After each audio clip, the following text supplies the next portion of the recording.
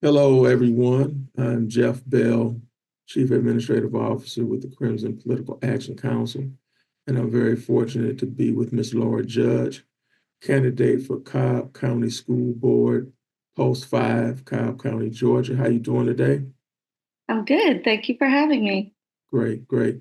Um, we're going to address Project 2025, and even though that's a national initiative proposed by a group of people, it will impact not only national government, state government, and county governments and county school boards and county school children like those in Cobb County. Um, Needless to say that here at KPAC, we're diametrically opposed to the tenets of Project 2025. So we certainly appreciate you joining us to address our concerns, to assist us in addressing our concerns about those proposed uh, facets of Project 2025. I guess my first question is, as it relates to Cobb County School Board Post 5, those kids and within your area, what do you see may be detrimental or what would be most beneficial for those children and family in Post 5 Cobb County School? In regards to Project 2025, Yes, ma'am.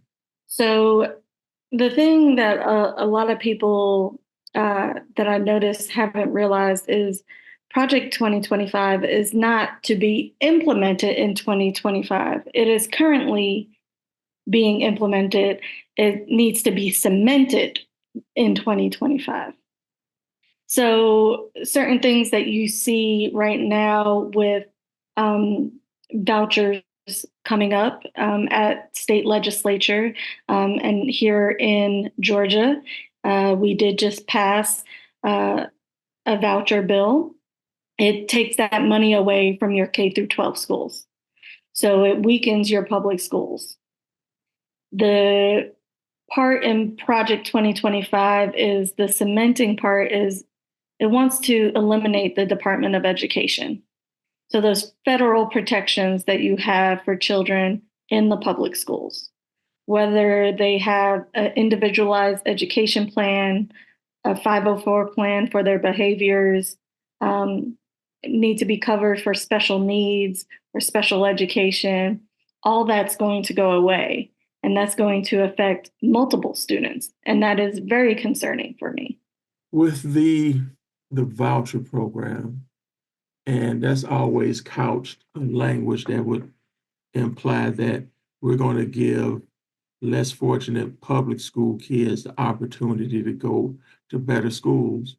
But have you heard of a plan that ensures that they will get all of the money to meet the tuition of these new schools that they could go to?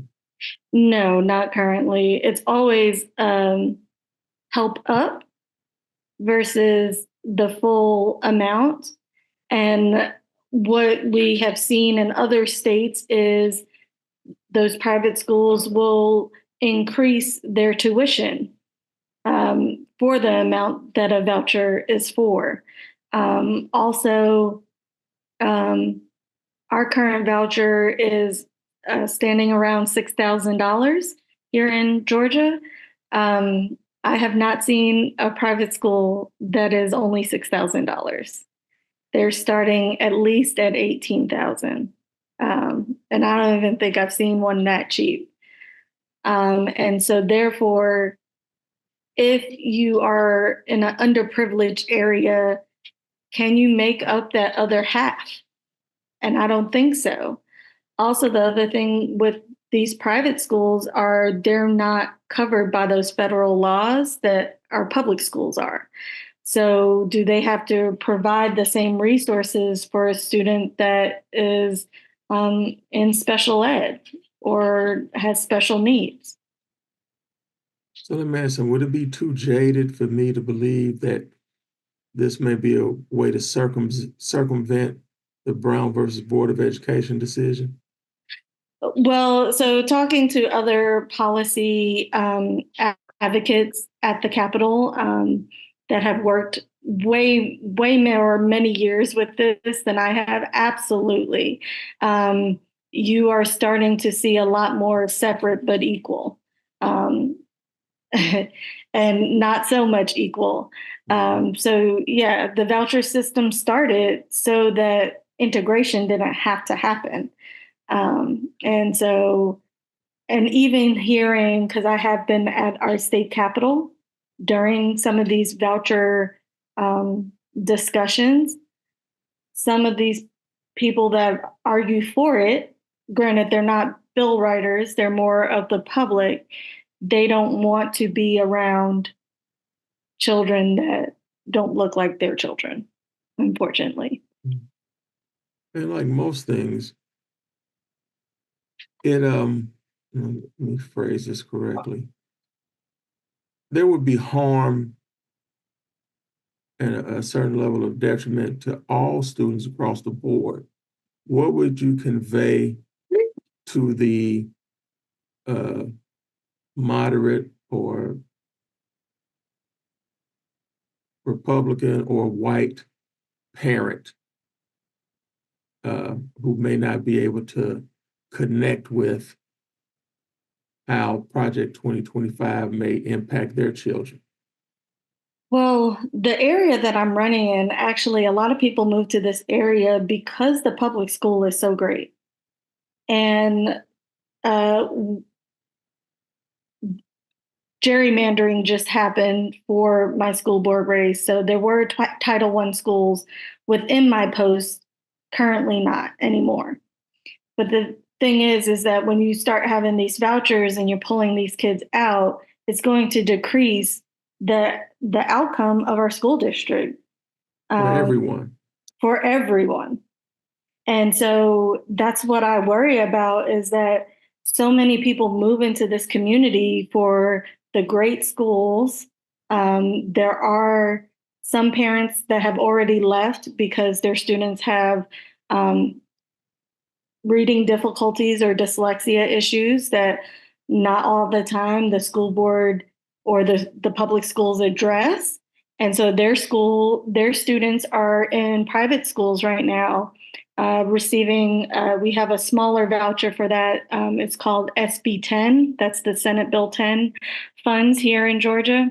Um, that helps them out a little bit for some extra things. But again, it doesn't cover their full schooling, where if they if the parents can understand and let the public schools really focus on, say, the literacy piece, because in my community a lot of parents have pulled their students for dyslexia and structured literacy, and thankfully the state of Georgia has realized that we need to focus on literacy. It is a nationwide problem, not just Cobb County, not just Georgia.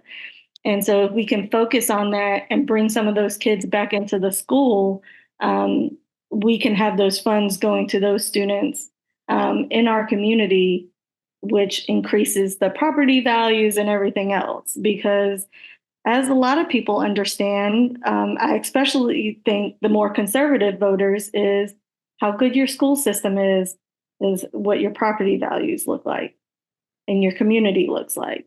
And so I really think that if we can focus on strengthening our public schools rather than trying to pull students out, it would just be better for the community as a whole. So, what things do you intend to advocate for once elected? So the biggest thing for me is, like I said, structured literacy. At the state level, they did just implement some laws. However, unfortunately, there was no fiscal note with the laws that they passed. So the individual school districts have to figure out how much money to allocate to the curriculum that helps students to read. Um, I think it's big to have someone in the school board to understand how structured literacy works. and seen it work in action. I've had both of my children have went through structured literacy teachers. It's one of the ways of teaching is called Orton Gillingham. So they had, or OG for short. So they both had OG trained teachers. My daughter has had an OG trained tutor as well, because she is one of those students that had struggles with reading. And thankfully, I have educators in my family that has helped me, you know, find those pieces to help her learn how to read and see how it's affected all children. The other thing that I would focus on is financial transparency. Here in Cobb County Schools, we have a problem with spending money, and our taxpayers are not aware of where that money's going. More recently, we just nixed a $50 million event center. It just wasn't the time or the place, especially when we have schools with roofs leaking. We're finding out some schools need to have breakfast because there are students that are hungry. Not all our schools have both a PTA and a foundation to cover up those gaps for the students. So $50 million going into a center that would host graduations just didn't seem like the focus right now. And then lastly is safety of our kids. Here in Cobb County, we do have a problem with kids that have individualized education plans as well as 504 plans not having their resources met. And those resources are required by law. And sometimes those families end up in court cases with our school district. And I don't think that's right. I don't think parents are already struggling to get resources for their kids. I don't think they should have to go through a lawsuit for that. Also, in Cobb County as a whole, we have a problem with a lot of isms, racism, sexism, anti-Semitism, Islamophobia. I don't think our students can learn when they don't feel safe in their environment.